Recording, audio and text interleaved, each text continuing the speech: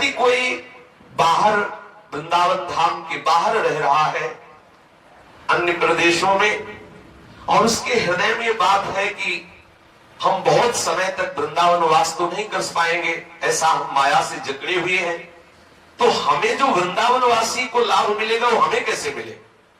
क्योंकि हमारा फिर तो जीवन व्यस्त हो जाएगा, हमें अखंड वृंदावन वास तो मिलने वाला नहीं, क्योंकि हम इतने मोह में फंसे हुए हैं, इतना हम संसार में सत्यत्व बुद्धि किए हुए हैं, घर परिवार में इतना महत्व बुद्धि किए हुए हैं कि हम वैराग्य करके वृंदावन धाम में अखंड वास करें, इतनी तो हमें सामर्थ्य दिख नहीं रही। तो हम क्या करें?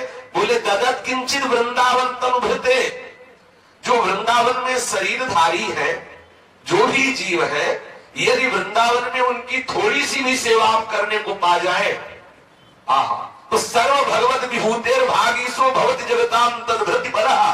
कितनी अद्भुत बात कह रहे श्रीपाद प्रबोधानंद जी। ये वृंदावन के जो पक्षी है, वृंदावन की ये जो गाय पशु आदि, ये जो वृंदावन के बंदर आदि, यहाँ के जो ब्रजवासी जन, यहाँ जो वास करने वाले संत महात्मा, जो भी गृहस्थी जन जो भी है, यदि कहीं यहाँ किसी की भी आपके द्वारा धन अन्न वस्त्र वास आदि की सेवा बन जाए आपसे, तो श्रीपाद प्रबोधानंद जी कह रहे हैं कि वो भगवान की समस्त विभूतियों को तृप्त करने वाला बन जाता है।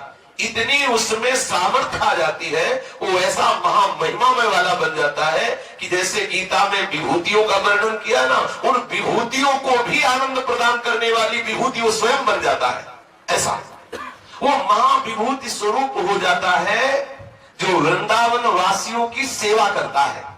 यद्यपि वो वृंदावन वास नहीं कर पा रहा, अखंड वृंदावन वास नहीं कर पा रहा, पर वृंदावन के पक्षियों को, वृंदावन के पशुओं को, वृंदावन के बंदरों को, वृंदावन के जो ब्रजवासी जन है, जो गृहस्थी जन आके रहे, मानो ऐसे गृहस्थी जन है कि भगवत चर्चा सुनकर भगवत प्रेम के लिए लालायित होकर श्रीधाम वृंदावन वास कर रहे हैं, उनके पास सम्यक व्यवस्थाएं नहीं है। आपको भगवान ने यदि धन दिया है और आप ये लाभ लेना चाहते हैं वृंदावन वास का, तो चाहे वो गृहस्थ हो चाहे विरक्त, इस भूमि में वास करने वाले के लिए ये मर्यादा नहीं कि विरक्त की ही सेवा करनी चाहिए। यहाँ वनवासी है सब, कोई भी हो, स्त्री हो, पुरुष हो, गृहस्थ हो, विरक्त हो, वो सब वनवासी है। इस वन में वास करने वाले हर वनवासी की सेवा का फल एक ही होगा, चाहे वो गृहस्थी की सेवा करे, चाहे वो बंदर की सेवा करे, चाहे वो विरक्ति की सेवा करे, चाहे गाय की सेवा करे, चाहे किसी की भी, वो वृंदावन वासी है। इस बात की बात यहाँ है।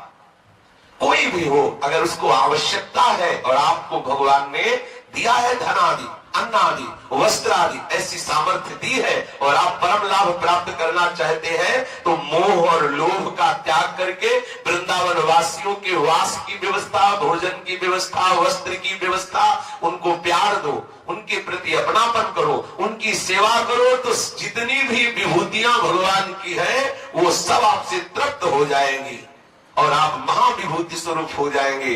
महाविभूति स्वरूप अर्थात बिना वृंदावन वास किए भी वृंदावन वास का फल आपको प्राप्त हो जाएगा। कितनी सहज बात है। कांच के बदले में मणि मिल रही है, कांच के बदले में। कहां सांसारिक तुच्छ धन, कहां सांसारिक अन्न वस्त्र आदि, और कहां प्रियालाल का कृपा प्रसाद, केवल ब्रजवासियों की सेवा से। जैसे माँ को प्रसन्न करना हो तो उसके बेटे को दुलार करने लगो, कुछ उसको खिला पिला दो, तो माँ अपने आप बोलने लगे। ऐसे माँ से बात करने की तुम्हारी सामर्थ्य नहीं होगी, लेकिन जब आप उसका बेटा जा रहा हो, दौड़ के उसको टाकी दो, दुलार करो और कुछ भी देने लगो, तो माँ अपने आप बात कर लेगी। आप भाई ऐसा क्यों कर रहे हो, तो बच्चा वो अपने आप आपसे प्रेम भरी बात करने लगे। ऐसे ही हमारे प्रियालाल के लाडले हैं वृंदावनवासी, चाहे वो बंदर हो, चाहे वो पशु पक्षी हो, चाहे वो गृहस्थी हो, चाहे वो विरक्ति हो, चाहे ब्रजवासी हो, चाहे बाहर का वासी हो, जो यहाँ इस भूमि पर वास कर रहे, वो हमारी लाडली के लाडले हैं। प्यारी जी ने कृपा की तब आके वास कर रहे। इन वृंदावन वासियों की कोई भी शरीर से सेवा, अन्न से सेवा, वस्त्र से सेवा, धन से सेवा, वास की सेवा यदि ऐसा करता है तो हमारे लाडली लाल उस पर कृपालु होते हैं, और जो वृंदावन वास का फल है वही फल उसको प्राप्त होता है।